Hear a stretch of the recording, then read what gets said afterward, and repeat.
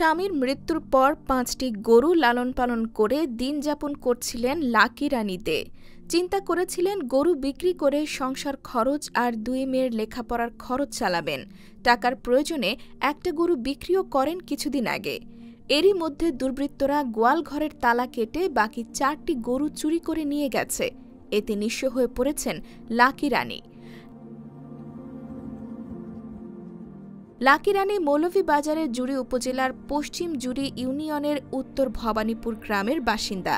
উপজেলা সদরের ভবানীগঞ্জ বাজার বাসস্ট্যান্ড এলাকায় তার স্বামী প্রশান্ত দের পানের টং দোকান ছিল।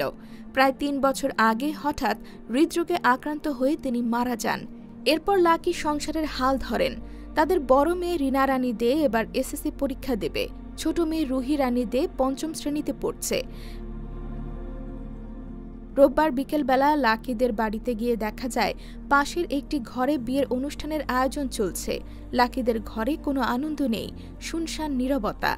বসতঘরের সামনে টিনের চালা আর বাঁশের বেড়া লাগানো গোয়ালঘর দেখিয়ে লাকি বলেন, অর্থ সংকটে পড়ে ১০-১৫ দিন আগে ৩৫,০০০ টাকায় একটি বলদ বিক্রি করেন। ২টি গাভী ও ২টি বাছুর ছিল। ২৮ ফেব্রুয়ারি রাতে খাবার খেয়ে পরিবারের সবাই ঘুমিয়ে পড়েন। পরদিন ১লা মার্চ সকালে জেগে গোয়ালঘরের দরজার তালাকাটা দেখতে পান, ভেতরে গরুগুলো নেই। একথা বলতে বলতে লাকি কান্নায় ভেঙে পড়েন। শাড়ি দিয়ে চোখ মুছতে মুছতে লাকি রানী বলেন, গরুগুলো বিপদের ভরসা ছিল, সংসার চালানি লাগে, বড় মেয়ের সামনে পরীক্ষা, বই খাতা প্রাইভেট পড়া লাগে, অনেক খরচ। গরু বিক্রি করে সংসার বাচ্চারার লেখাপড়ার খরচ চালাইমু মনে করছিলাম, সব শেষ। চোরে মরা মানুষরে মারিয়া গেল।